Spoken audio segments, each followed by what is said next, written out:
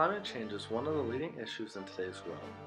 Let's take a look at how it may affect you and the world around us. Arctic ice in the past 20 to 30 years averaged 12 million square kilometers. Today, during that same time of year, it is only reaching about 9. As the average temperature of the Earth slowly rises, this ice is beginning to melt more and more, which leads to an increase in sea levels. NASA predicts that by the year 2100, it will rise up to 4 feet. This is a huge issue for coastal regions as they begin to submerge with water.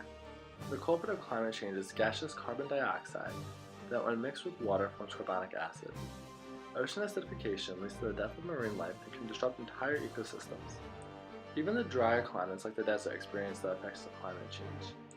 In just a few decades, when the temperature begins reaching new highs like 150 degrees Fahrenheit, the desert floor will begin to crack from dryness and extreme heat, and plant life will cease to exist, which further ripples into animal life. Is there a solution to stopping climate change? Some environmentalists propose solar energy. It is highly favorable among the general public, but it can take up a lot of space to be effective. Topaz Solar Farm in California takes up 9.5 square miles. The effectiveness of this technology is extremely dependent on uncontrollable environmental factors, such as it being a cloudy day. Energy can't be produced, and at nighttime energy isn't being produced either. Every time energy is put into and taken out of the battery, 20 to 40% of energy is lost. Another form of energy that is closely as popular as solar is wind energy. The two have similar challenges as it's not always windy, even though energy is always being consumed. Are we out of options? Not yet. Nuclear energy is also being considered. If nuclear energy is so great, then why don't we fill up nuclear already? Unfortunately, nuclear energy is not very popular among the general public. Many anti-nuclear protesters seem to confuse nuclear energy with nuclear bombs. This is thanks to the environmentalist group the Sierra Club.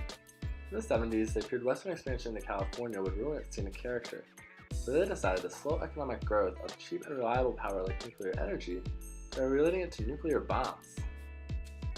So if the general association with nuclear energy is death and nuclear weapons, no wonder it's not popular. But let's take a look at the reality of death toll percentage per trillion kilowatt hour.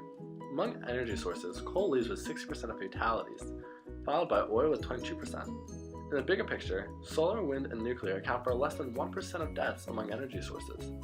Let's take a closer look at these three. Solar accounts for more than half, while nuclear accounts for the smallest percentage among energy sources. So before you think it's so deadly, think again. Uranium and thorium are two fuel sources for nuclear energy. Once they are used up, they decompose into a transitional metal that is very radioactive. Does this radioactive material lead to death? No, of course not. Radioactive substances are controlled very carefully. Water is a good shield against radioactivity, so the waste is typically stored underwater until its levels decrease enough so that it can be transferred into a dry cask above ground. Being near these casks is safe, as the radioactive substances are surrounded by concrete, another shield, and no one is harmed. In 2015, over 2/3 of energy production in the United States came from fossil fuels.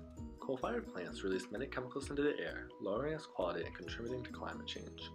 The pollution caused by these plants are the source of many deaths and illnesses pertaining to cardiovascular diseases, heart attacks, lung cancer, and other respiratory illnesses.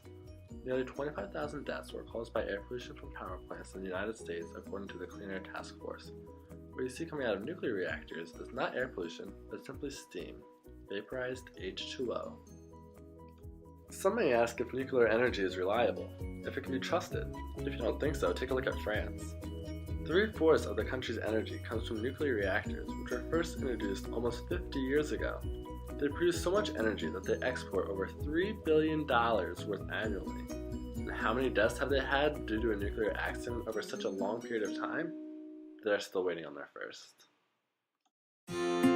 If you recall from earlier, one of the protesters had a sign that read, "Stop the waste." His dreams will soon come true with the implementation of traveling wave reactors. Take a look at this cylinder.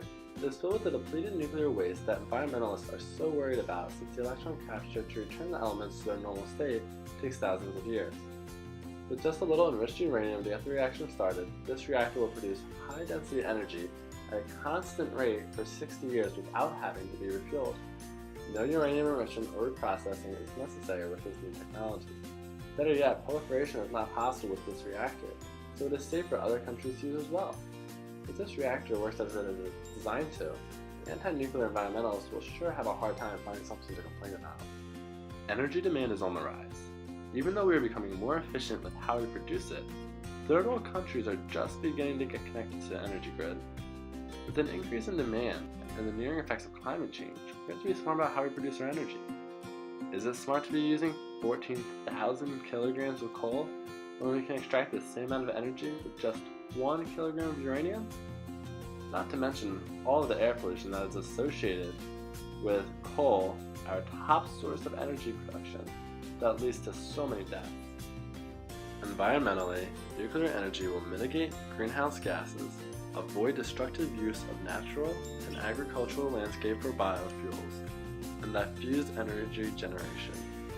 It is an energy source that has to be more seriously considered and more invested in order to combat climate change and death by other sources of energy production.